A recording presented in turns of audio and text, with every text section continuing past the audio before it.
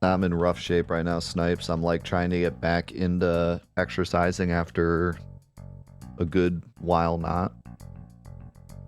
And like, I'm at this point where I work out and I'm sore from working out, and then I like can't work out the next day because I'm sore. And then so I can't like get a good rhythm going of working out because I'm like too sore because I'm too out of shape. But I need to work out to get in shape. But I can't because I'm sore from trying to get into shape. Then basically I'm 30.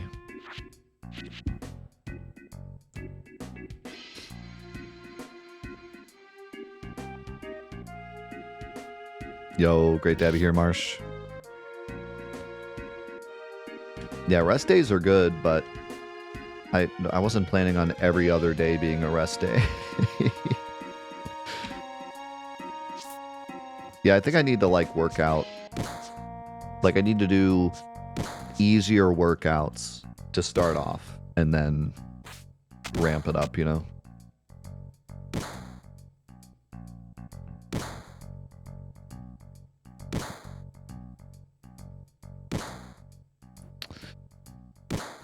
Are all enemies accessible in one playthrough? Like, is there a choice that can produce one enemy and cause you to miss a different enemy?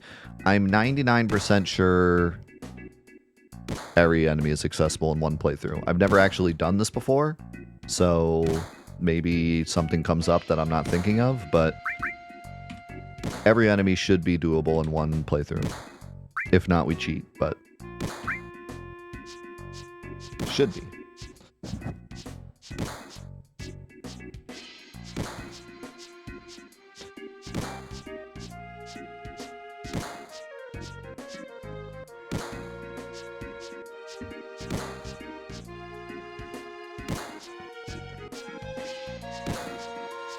I've heard it's not really good to work out until you fail. Don't take this from me. I'm not a workout expert, but I feel like you work until you feel like you're pushing yourself, but working until you fail might not be the best way to go about it. But again, don't listen to me. I'm sure some musclehead is like, work out till you throw up, and then work out again.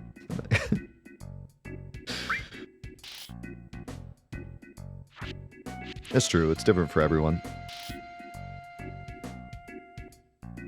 Hey, good to see you, Dark Lord. Just max out on every machine.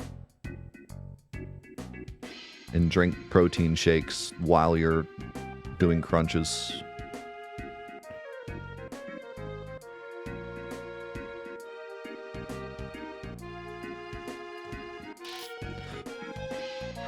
I think that's the hardest part. Like, you really gotta... I mean, it's different for everyone, but you really gotta make a schedule and stick to it and be allowed to miss. I think that's like the key. Because what I see more often than anything else is you make a schedule, like I'm gonna work out every Monday, Wednesday, Friday, right? And then the first week you do Monday, Wednesday, Friday, and then the second week you do Monday, Wednesday, and then something crazy happens on Friday and you're not able to work out Friday, and then you feel like you've screwed up, and then you don't work out Monday because you're like, I screwed up anyways on Friday, and you know what I mean? You start making excuses because like you missed one for a reasonable excuse, but then you start making unreasonable excuses because you missed one for a reasonable excuse. Like, you just got to stick to it and allow yourself to miss sometimes. Like, okay, sometimes I'm going to miss, but when you can make it, you make it. And I would say even what's maybe even better when you're starting out is don't try to make it up either. Don't say like, okay, I'm going to work out Monday, Wednesday, Friday, and then you miss Friday. So you're like, okay, now I'll work out on Saturday, but now I'm like too tired to do Monday. So now we'll skip Monday, we'll do Tuesday, and then it all gets screwed up, you know? Like if you miss Friday, just allow yourself to miss Friday and just start again on Monday, you know? And that's true for a lot of things, not just working out. Like workflow or learning an instrument or whatever. Like, allow yourself to miss days and don't try to like make it up or switch things. Just stick to the schedule. Be like, okay, now I'm definitely gonna make Monday because I missed Friday.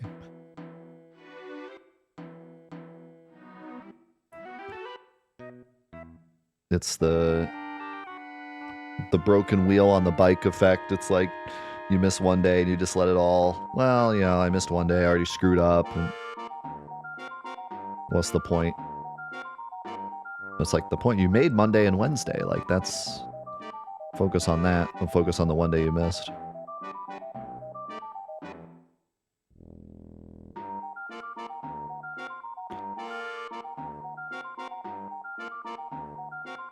Yeah, that's a good metaphor, Omni.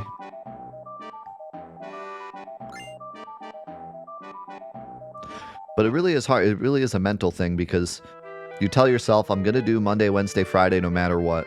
No matter what, I'm going to do Monday, Wednesday, Friday. And then you miss Friday over something that's like super like understandable. But in your brain, you're like, I told myself I was going to do Monday, Wednesday, Friday, and I didn't do it. And I let myself down. And then it starts becoming like this, oh, it's my fault. Maybe I shouldn't work out. Maybe, It's like all mental. Missing Friday probably did absolutely nothing to deter your workout goals or anything, But in your brain, you're like, all that matters is consistency, and I screwed that up, so what's the point?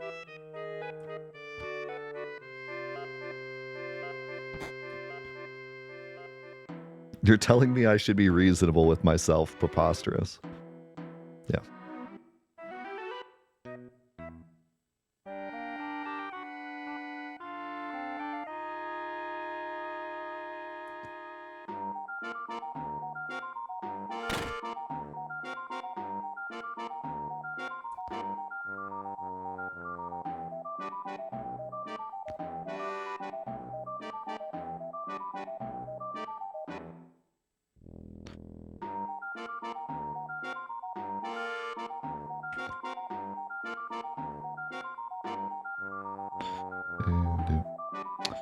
Alright, so here is a super unique enemy in the game. This is the only time you fight them.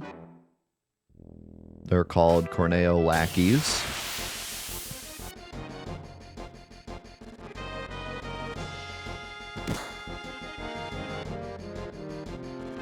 So these guys are yet another example of an enemy with a really cool AI that you don't really get to see because you're just playing as Cloud and you just attack them till they're dead, regardless of what their AI does. Like, even though they have this cool AI quirk, you're never going to do anything other than just attack with Cloud because that's all you can do here, really. But these guys actually have a hidden angry mechanic. And the way it works is the Corneo lackeys get angry if any lackey goes under 50% HP, or if Scotch is ever attacked, who's in the next fight. And once they become angry, they will only use machine gun for the rest of the battle. So right now, you'll see they do regular attacks. And then sometimes they'll do... I think sometimes they'll do machine gun. Maybe not, though. Maybe they don't do machine gun at all. And then once I hit one, now they're going to do machine gun. And nothing but machine gun for the rest of the fight.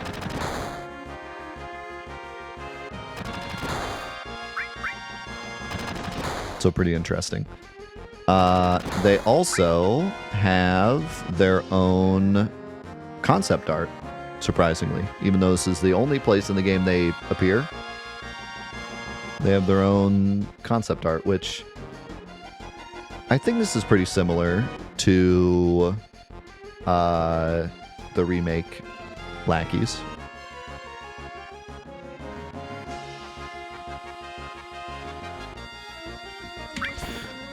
So that's the lackeys, and then the next fight is a couple lackeys, and then we also get Scotch. who's kind of like a boss because he's the only version in the game.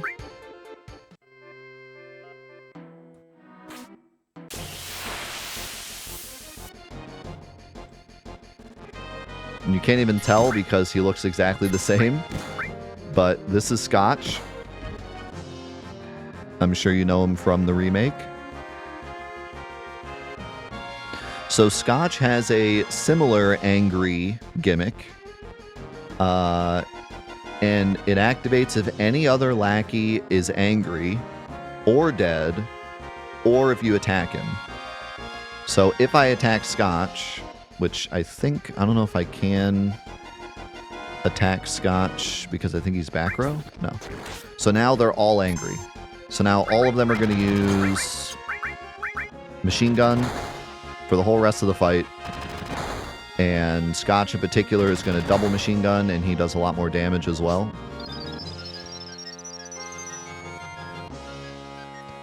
But yeah, little hidden mechanic that you'd never know about unless you look it up. You would just figure, oh, that's weird. They're using machine gun a lot.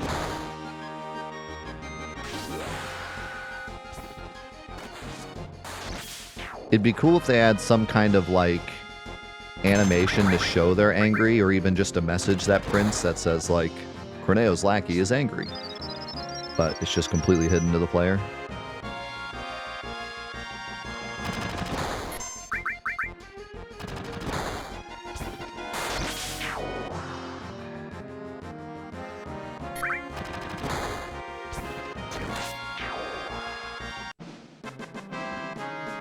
And there we go. There is the lackeys.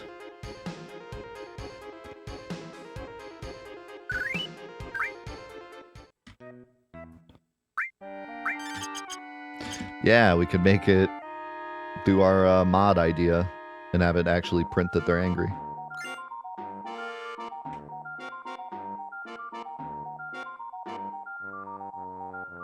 Just wait till you hear some of the other like really crazy quirks with some of the AI in the game, and you're gonna agree with me that this enemy mod is a good idea.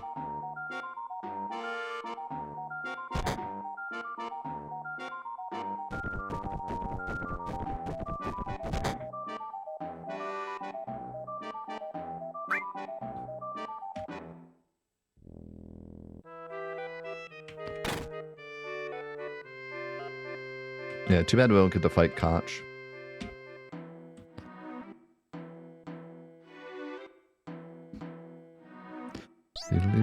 Beep, bop.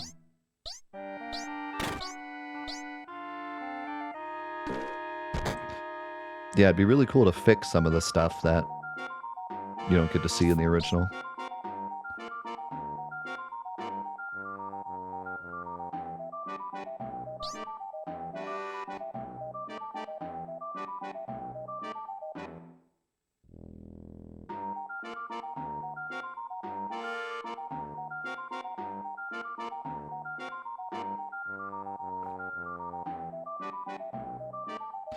Yeah, you weren't here when I was talking about it, but I was thinking about making like a enemy remastered, enemy buffed mod or something, where all the enemies are way stronger so you can actually see what their AI does, and like fix some of the AI that otherwise was supposed to do other things, or edit the fight so that the AI actually matters. Like, for example, the Mono Drive enemy. Wait, was it Mono Drive? No, Blue Goo. The Blue Goo enemy specifically attacks targets that are paralyzed, but there's no way for you to be paralyzed in any fight with Blue Goos. So we could implement a new enemy, or one of the enemies that he appears with could paralyze you, and then he could like combo off of that and attack you if you get paralyzed. And maybe do like extra damage or something. Because obviously they wanted to do something like that, but it just never came to be. And there's tons of that, as you'll see. Tons of stuff like that.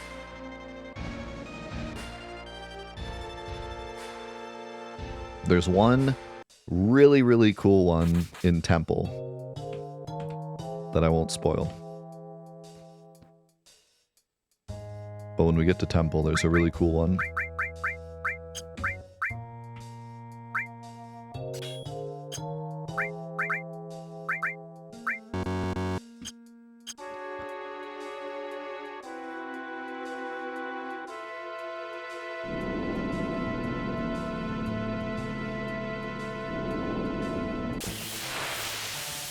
Alright, time for another boss trivia. It's apps. Our favorite sewer animal. So, Apps' original name was supposed to be Abzu, and it was supposed to be named after the Mesopotamian god, as confirmed in its concept art, which if we look at its concept art here, he has a really cool concept art. If you wondered why they changed his name to Abzu in the remake, this is why. Because this right here says Abzu, that was supposed to be his original name, and then they changed it in the translation. But yeah, really cool concept art. You got like Cloud standing next to his tail to show how big his tail is.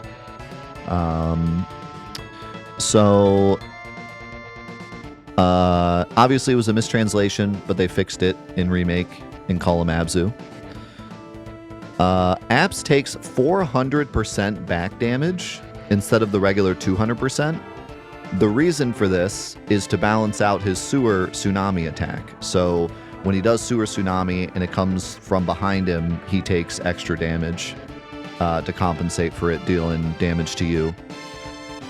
However, due to the fact that on this field you can also fight random encounters, they had to include the preemptive strike flag for this fight in order for it to also be included in the fights that are in this field.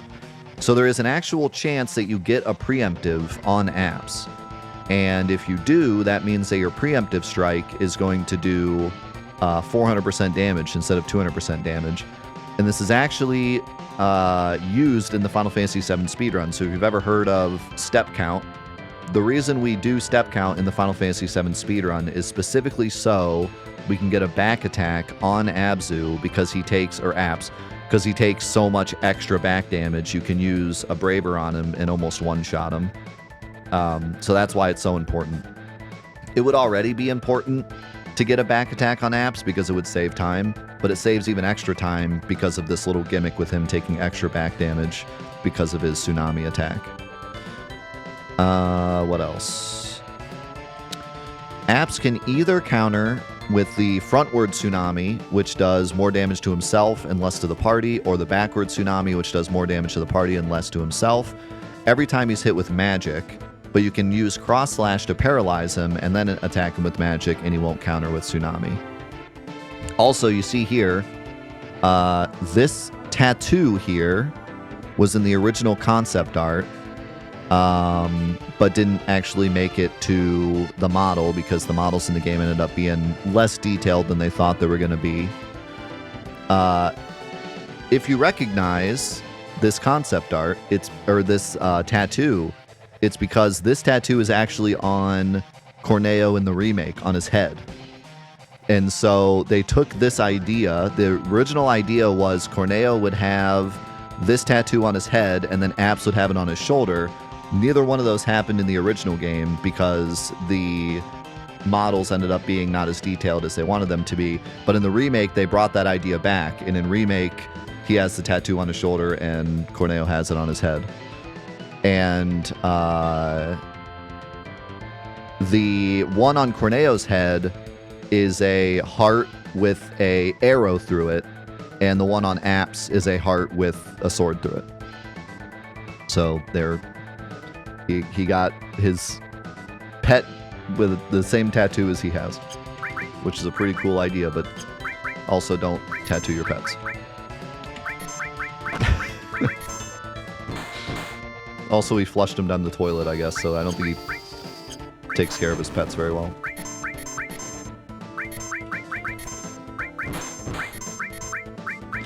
Yeah, yet another really cool thing that the remake brought back from the concept art.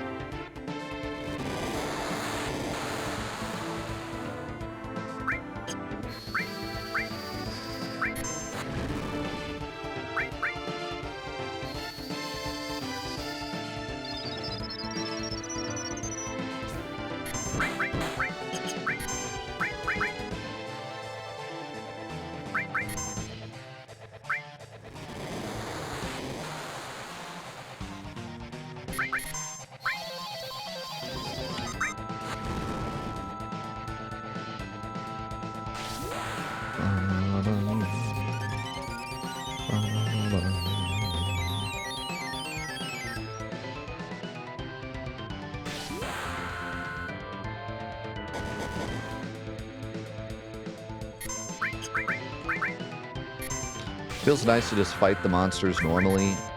Get to actually use everything.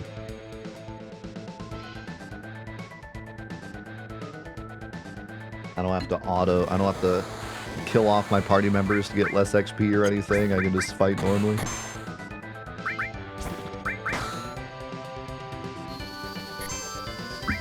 Good to see you, Ped. Glad you're enjoying Masters Mod. We're going to be playing more Masters Mod here in about an hour. Hour and a half.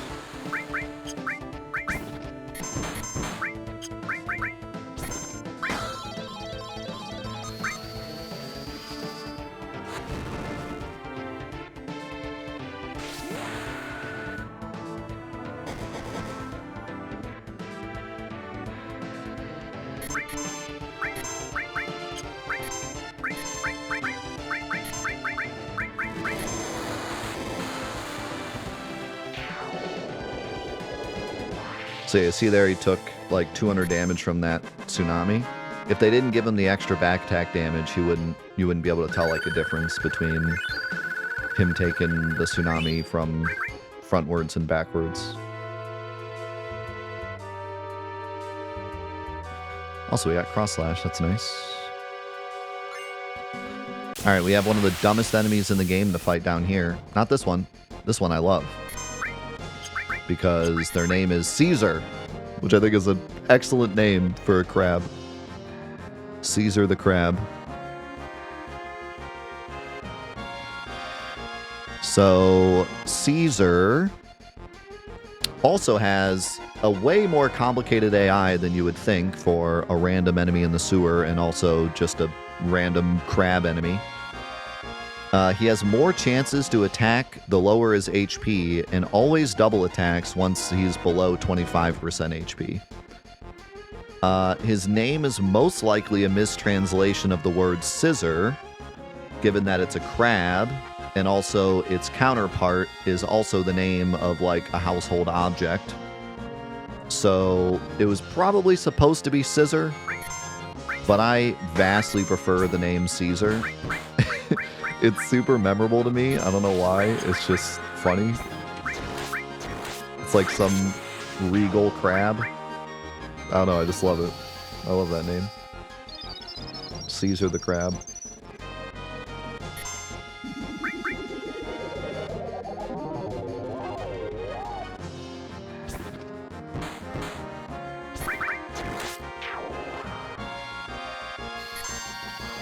Yeah, they might be. I didn't check that. I don't remember if this enemy's in remake or not.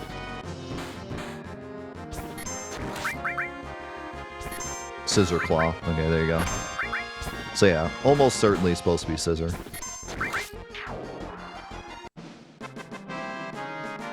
But yeah, I'm glad it's Caesar.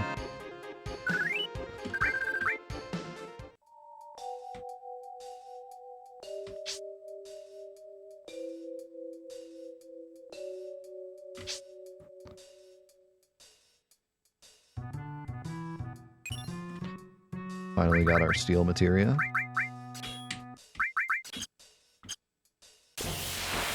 Yeah, it gives them more personality.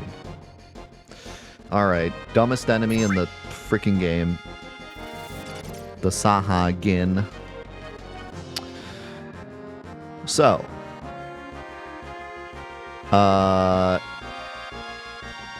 His name is based on the Sahuagin, I guess you could pronounce it, It's supposed to be Sahuagin, but instead it's Sahagin. From Dungeons and Dragons. So there's a monster in Dungeons and Dragons named the Sahuagin, and it's very similar to this. But they're not turtles, I don't think. They're like more like lizardy. They're not. I don't think they're turtles in Dungeons and Dragons.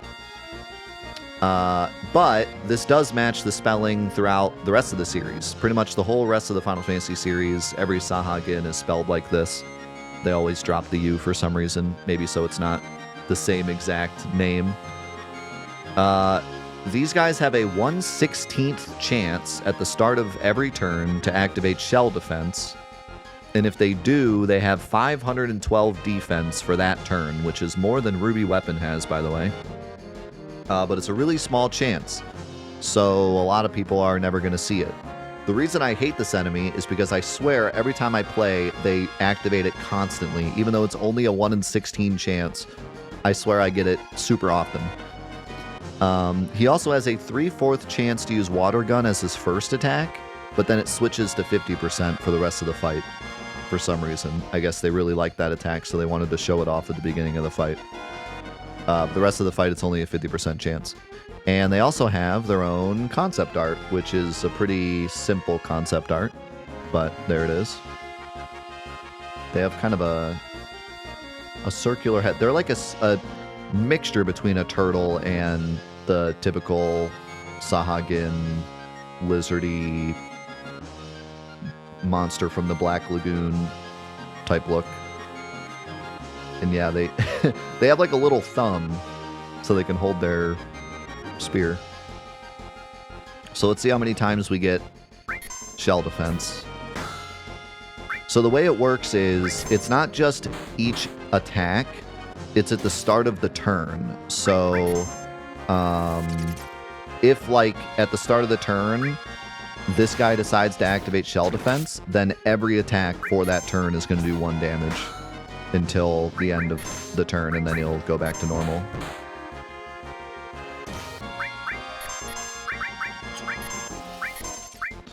Vanna White's got her limit break. I don't know why they made this so... There we go. There's one. I don't know why they made this so rare. I feel like there's a pretty good chance you play through and never see it. Oh, there you go. There it is again. Gotten it twice already.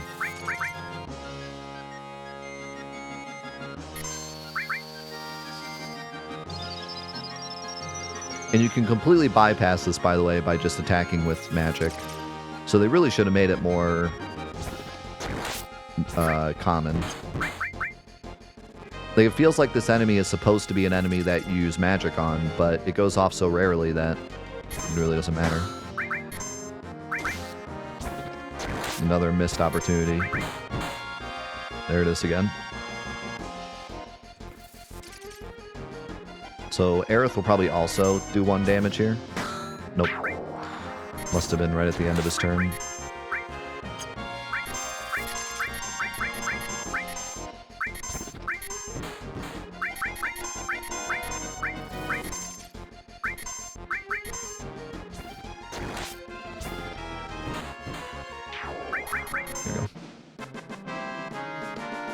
And that is everybody in the sewers. So now we're going to Train Graveyard.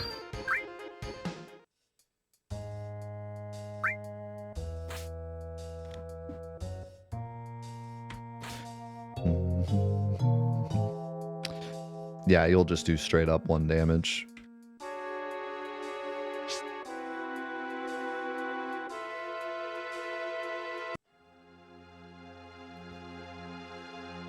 So those little guys' shells are stronger than Ruby Weapon's armor.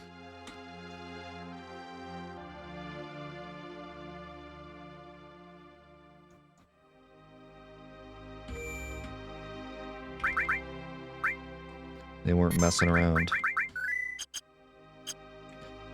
Okay, we have several enemies to look at in the Train Graveyard. First we got Ghosts.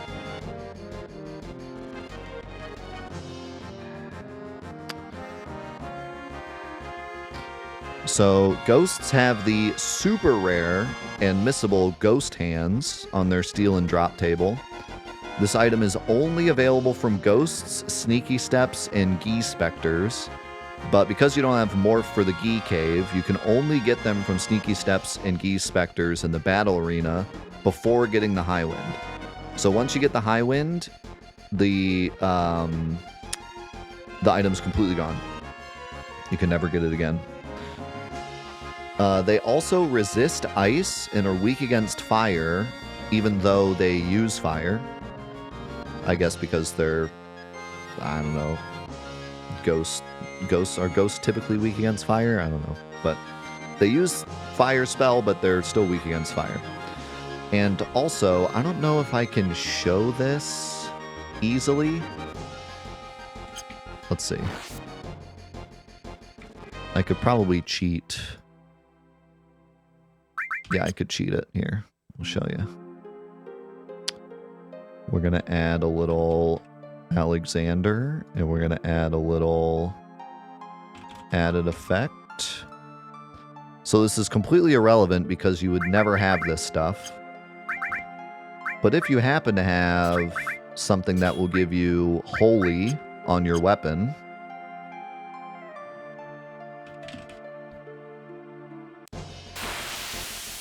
and we fight the same fight. Oh. Didn't work. Oh, because I did added effect, not elemental. Duh.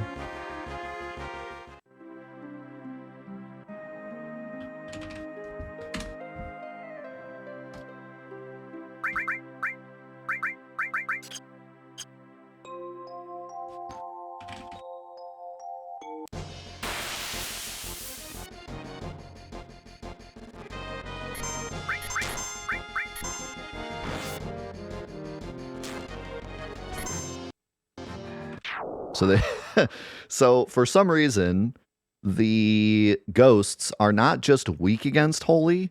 Holy causes instant death to them. So if you had a way to deal holy damage this early in the game, it just auto deletes them. But you would never have that, so it's kind of irrelevant.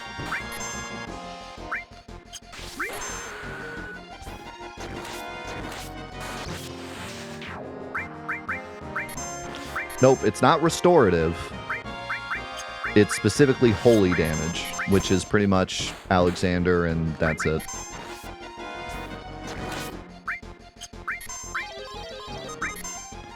I think... Is Alexander the only holy in the game?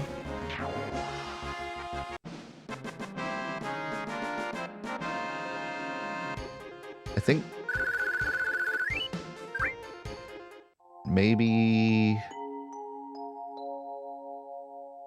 Maybe some of the healing stuff is holy, but that wouldn't count because it would have to deal damage. So yeah, I think this is the only way to see holy on damage, but... Yep, if for some reason you have that, you can one-shot the ghosts. And then let's actually fight one more time, because I forgot to talk about the Dean Glow. So the Dean Glow has a bizarre counter AI. He will change his next attack to either ice or demi based on the third attack that it takes. So, like, this is yet again another AI that's just, like, really stupidly designed. Like, they put way too much work into this for no reason. But basically, the Dean Glow takes 2 hits, and then the third hit that it takes, if it's still alive, which they don't have that much HP, if the third attack that it takes is physical, it will counter with ice. If the third attack it takes is magical, it'll counter with demi. Its HP is way too low to ever use demi in particular, unless you use ice because he absorbs it, or lightning because he halves it. He also has an Ether Steal, which is a good steal chance and is super good this early, especially to sell. There was even a point in the speedrun where we tried to steal Ethers from him to sell for more grenades. He also has a 14% Gravity Ball drop, which is super rare and missable. The only other spot to get them is Shadow Makers in the Midgar raid, which is a missable area. And they're also located in the opening bombing mission in the 1996 demo, just like the Hedgehog Pies were. So let me show you. If I attack him... Did I attack him yet? I don't think so. So this is 1. This is 2. And then if I hit him with something like Ice, you will see probably the earliest Demi you'll ever see. Very early in the game to be seeing a Demi spell. But he has it.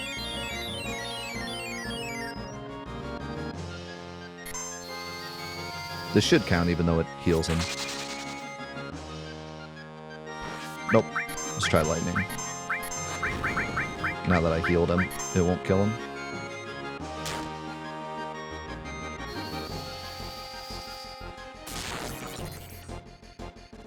There it is. So yeah. Who knew? Dean Glow actually has Demi. And then if I were to attack him 3 more times, I think it works twice.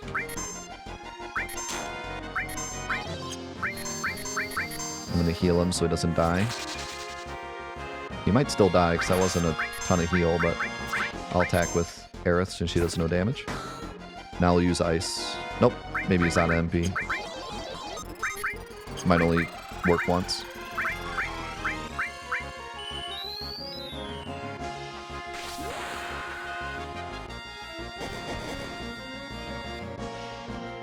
Oh, I just cross-slashed nothing.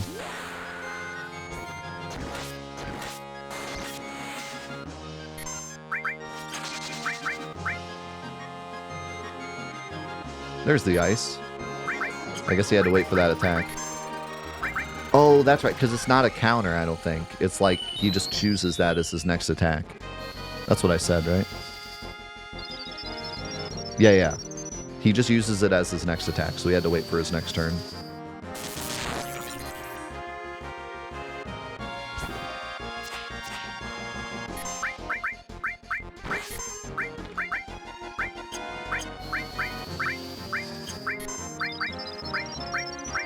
So yeah, the Dean Glow actually has some scary attacks if you let him survive.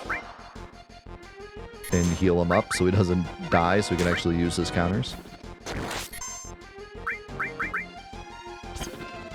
Yeah, that's one of the only instances where limits can miss. These ghosts have a kind of special thing with this disappearing mechanic. Not very many enemies in the game have that. There's also enemies like Cactuar who sets their evasion before an attack, and jumpings as well. They can all dodge limit breaks.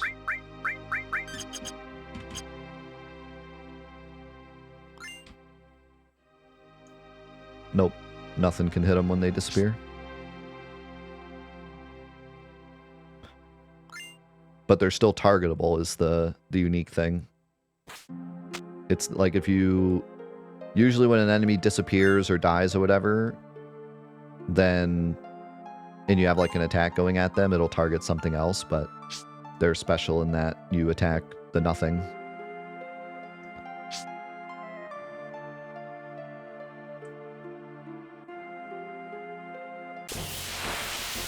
Yo, thank you, Sephri. Alright. These little dudes are Cripshays. Another great name.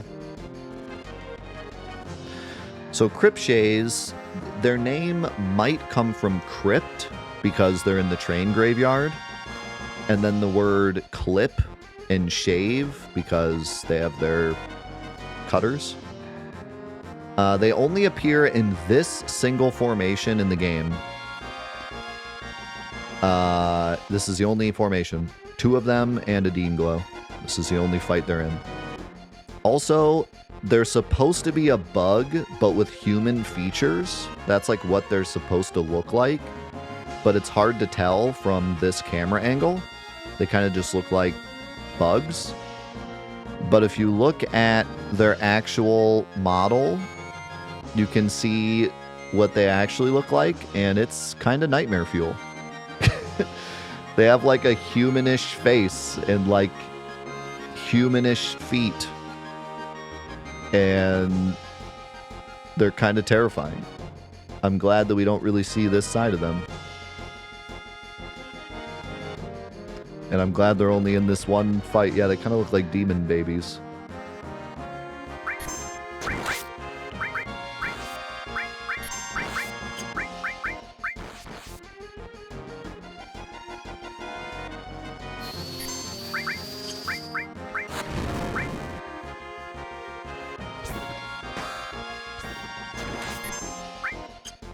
I'm gonna get iced.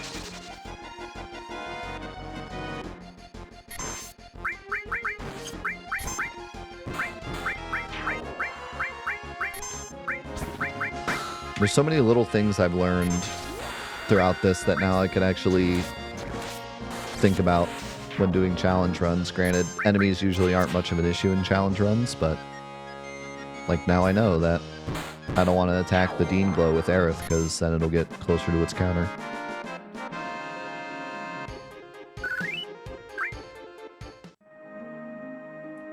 I think the only challenge run I ever did where enemies were actually a massive problem was Necrosis. Most other challenges, they're either just not strong enough or you just run away from them anyways. With the exception of a few forced fights.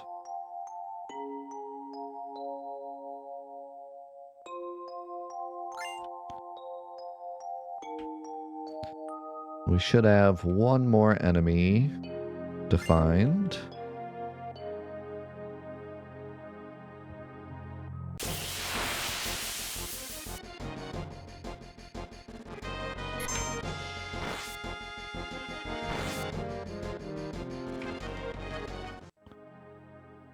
This is my TED Talk.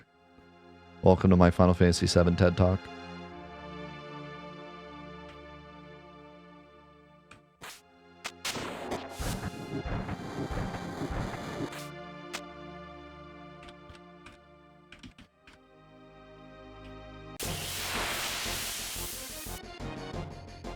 And of course, he's rare, so it'll take a minute.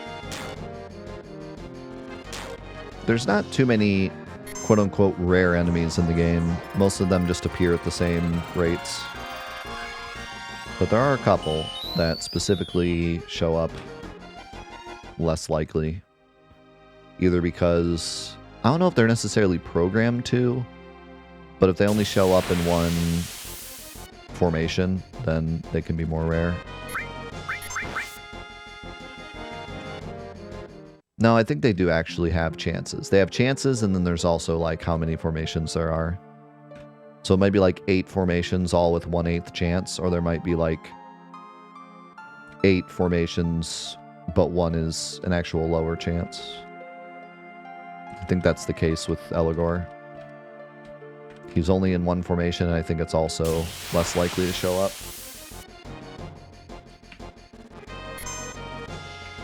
Cactuar, in particular, has a 1 in 16 chance, I think, to show up. And then the worm has a 15 in 16 chance. So mostly you just get worms.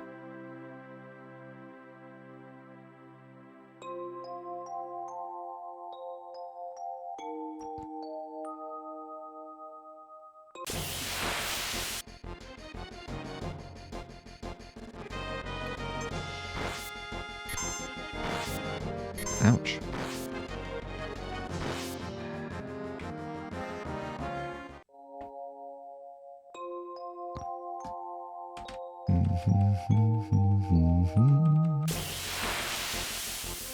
Is that him? Yep. Alright, this is Eligor. He's a rare encounter, of course. but he also appears in the battle arena before the party receives the tiny Bronco. So if you fight the battle arena at the very first time that you can, before even going to Rocket Town, you can fight Eligor in the battle arena. He has the striking staff, of course, which is incredibly strong for Aerith. You don't find anything even remotely as strong until Junon. And he starts using Mono Laser on everybody below 50% HP, which also means they triple cast it on a single member in the battle arena. So once he gets under 50% HP in the battle arena, he's actually pretty scary because he'll use it 3 times on you, and you only have 1 party member. His name is based on the Great Duke of Hell in the Ars Goetia, which is a very well-known European occult text that's all about demonology and different demons. And there's a demon called Eligor, who is the Great Duke of Hell. So that's where he gets his name from.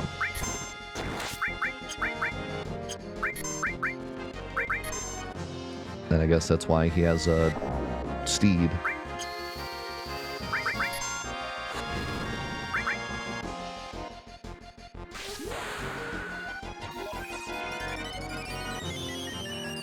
Thank you, Kaz, for the Prime. Appreciate it.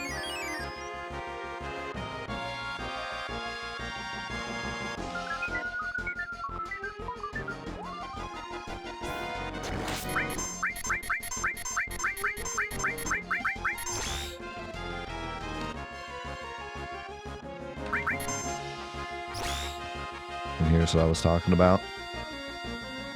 He uses it 3 times.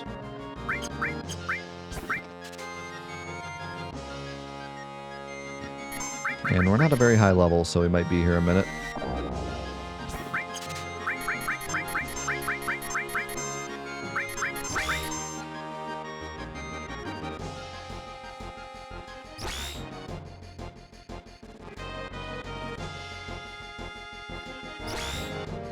Yeah, I think he's attached to it. I don't think he has legs. Although you can kind of see, like, right here, like his... From the back, it really doesn't look like it. But if you look right here, like, that does kind of look like a leg. But there's no foot.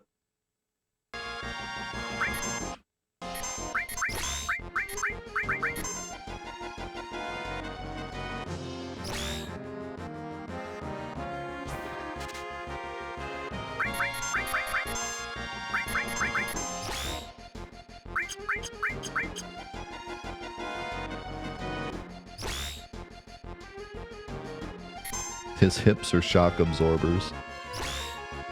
He has like little crystals, looks like, coming out of his hip.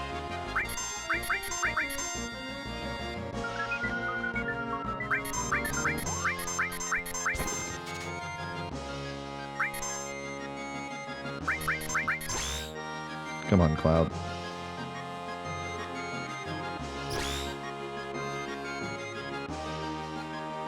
He could be Hellrider VR1.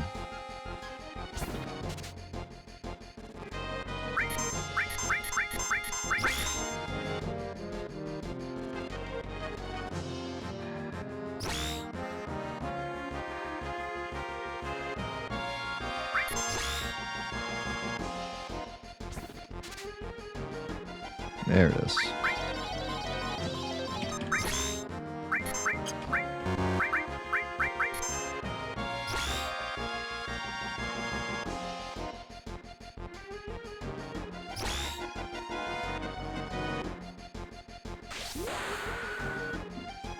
Coffee's hitting the spot today.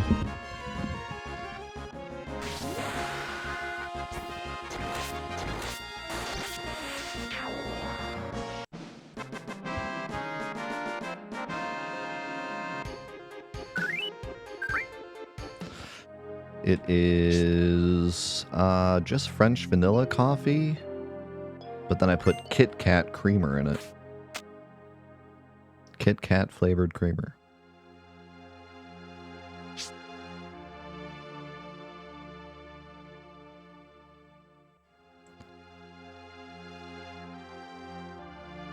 All right, I'm excited for this part. We got just one enemy on the pillar. And then we have Reno. And I have an exciting bit of trivia for Reno.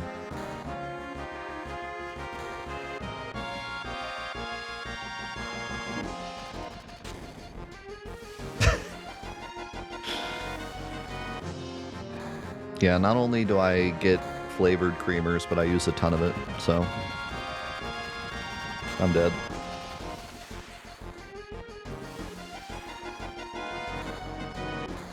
For a time, I was eating, like, really sugary cereal, too.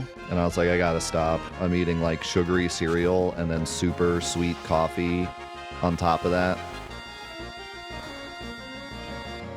So I started eating, like, gross, healthy cereal to make up for the fact that I can't drink coffee without creamer.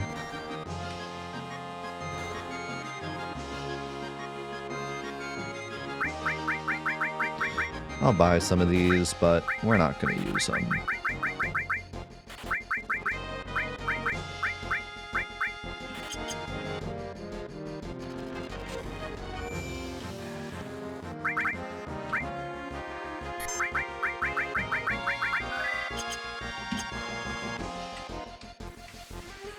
Alright, so there's only one enemy on the way up to Reno.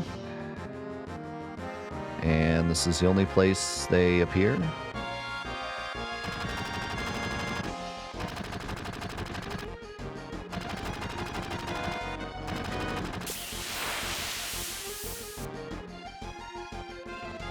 Oh, we got the pincer.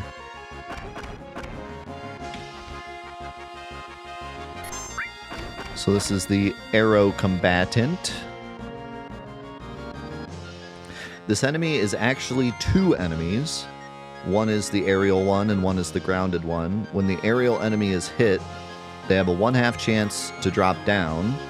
And if they drop down, they basically get deleted, and then the grounded enemy appears, and then it takes the health from the arrow, from the flying one, and puts it on the grounded one. So that was their way of coding it, so that they didn't have to code, like, one enemy doing both. It's just two separate enemies, and if you hit the flying one down to like 50 HP, then it lands, goes away, the grounded one appears, and they give the grounded one 50 HP.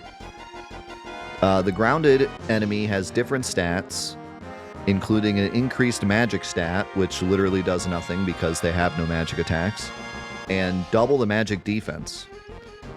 Both the flying and grounded are weak to gravity, but only the flying one is weak to wind. And they also, surprisingly, have a concept art, even though this is the only place in the game where they appear.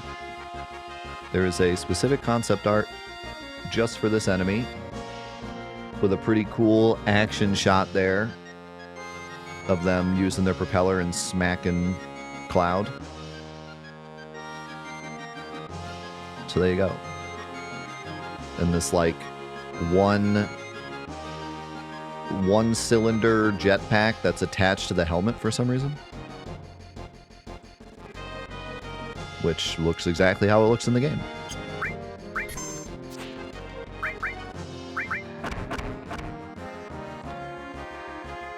So let's see if we can show off the magic defense here.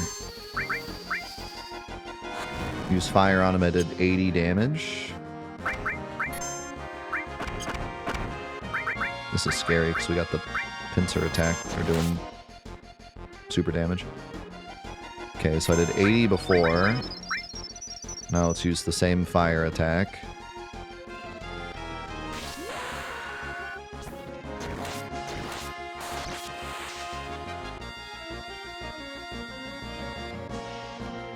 You can even kind of see the act of them getting deleted. I don't know if you saw that, but the animation kind of like jittered for a second.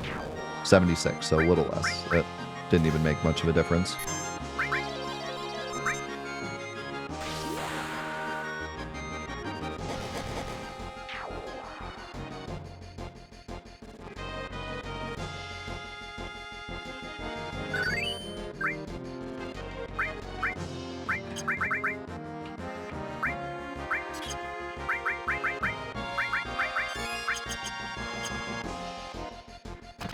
Doesn't look like we're going to get into another fight. Let's get into one more fight. Hopefully it's not another pincer.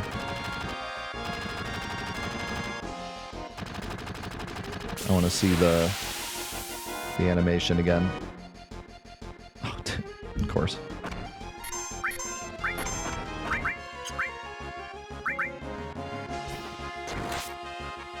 Okay, so watch this guy's animation when he stands up.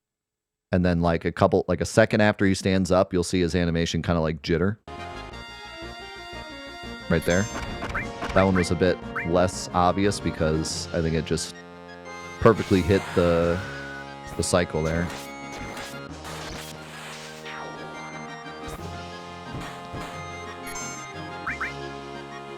Okay, let's watch this guy. Oh, that was actually pretty smooth. But yeah, the other one I knocked over in the other fight, you could see it pretty obvious where he's getting deleted and replaced with the other one.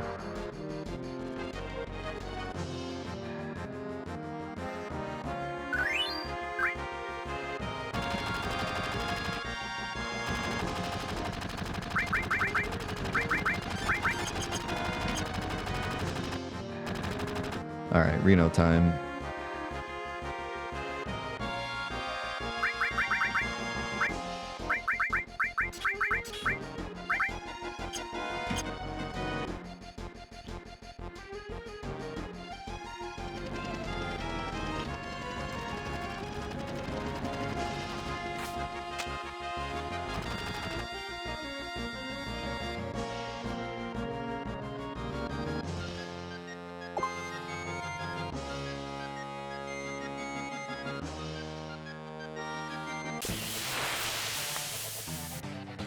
So first of all, his name is Turks Reno, not Reno.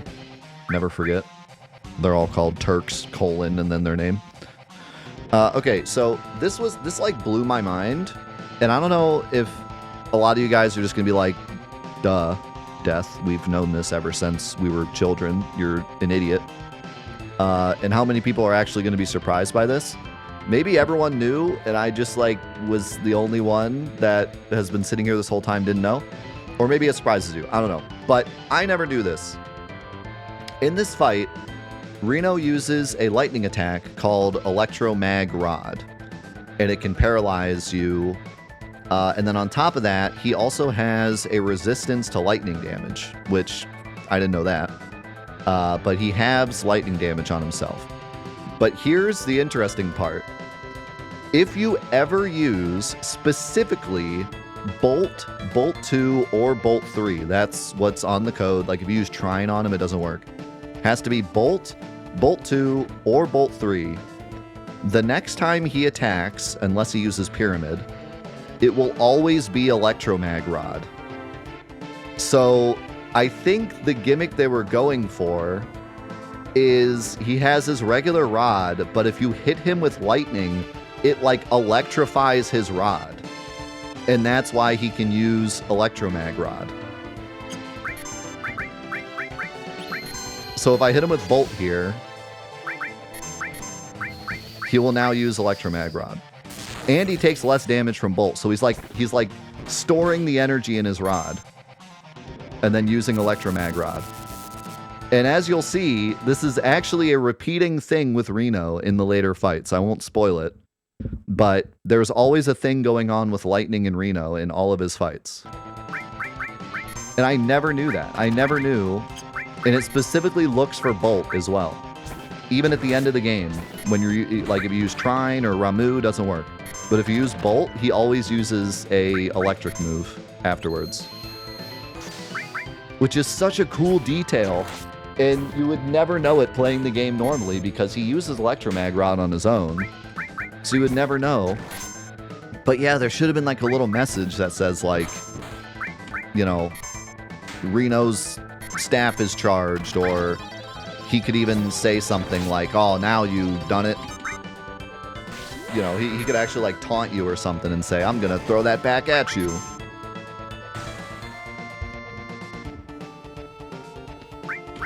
But nope, it's totally hidden. You would never know.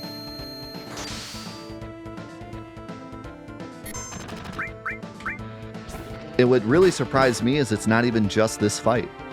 It's all his other fights too.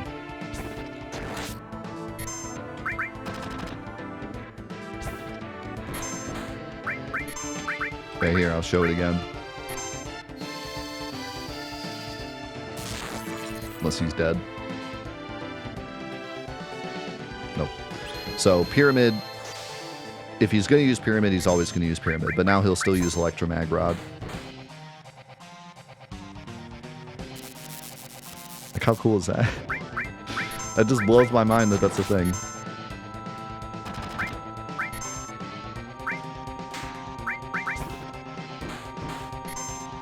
It's almost like to punish you for using Bolt too much, because a lot of the early game enemies are weak to Bolt, because they happen to be machines. So this fight, like, punishes you for using Bolt. But you don't even know it's punishing you. Was there anything else I wrote down for this fight? Oh, yeah. So, the pyramids that he uses is the same model that's used for all the debug fights in the game. Except in the original Japanese version, they actually used a couple different enemy models, like the Guard Hound model and one of the flying enemy models, I think the Dean Glow model. But that was changed for the Western release. They just used the pyramid for everything. Which I don't even know why they changed it, because it's the debug stuff anyways, and no one's going to see it. But unless, of course, nowadays we can actually see it. But yeah, they changed it so that pyramid is the model for all the debug fights.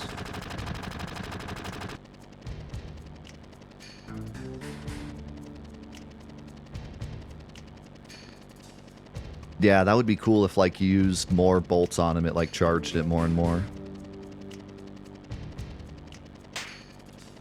See, this is another cool thing we could do in, Oh, yeah, I read that. The pyramids take, like, instant death to gravity for some reason. I already had enough trivia for Reno, but that is another random thing.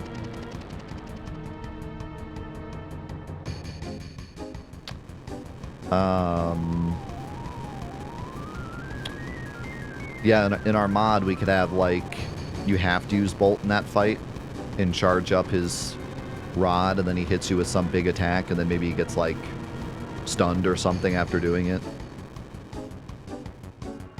Like, it'd be cool if there was more to it. Yo, good to see you, Slog. Thanks again, man, for the help.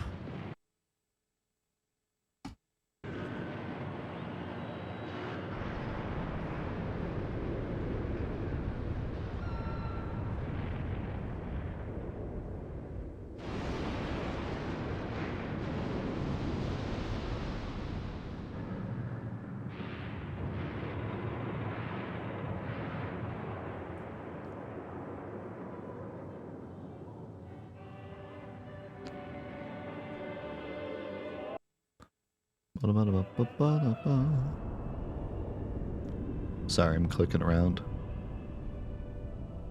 Making the audio cut out. Wanted to see how much time we've been playing. Okay, we have a little more time.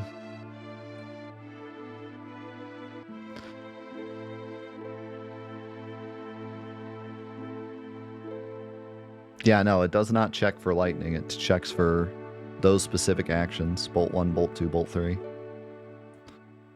Which is fine for the start of the game, but not sure why it doesn't check for just lightning in general for the other fights. That would make a lot more sense.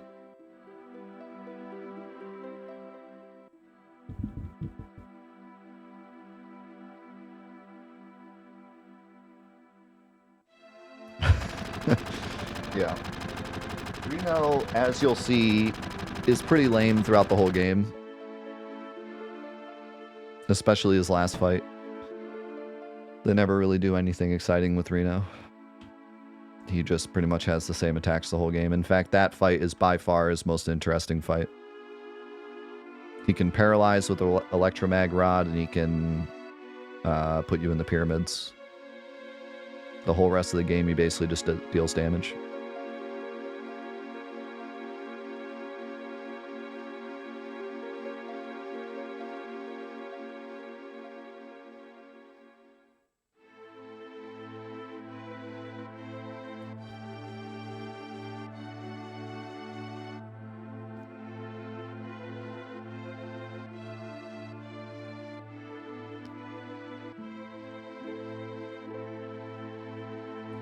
You know what would have been a cool gimmick with Reno? Imagine he had like 2 little robot helpers, and the robot helpers were like only damageable with Bolt. But then if you do Bolt all, then you hit both robots and Reno, and then Reno gets like powered up from the Bolt. So it could like punish you for doing an all Bolt. Also, fun fact, if you get into a fight before Cloud starts talking about Sephiroth, you have to do it with just Cloud.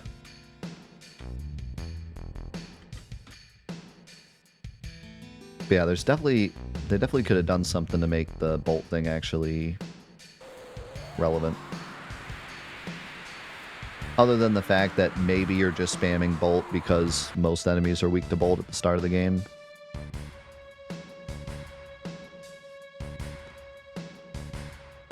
You're probably never really going to see that happen.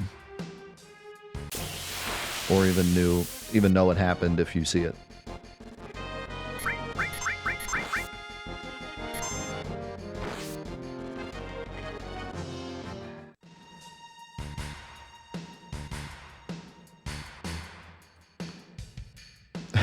If you want to make the game easier, get rid of the pyramids, not the electromag rod. The pyramids are the only hard part of the fight.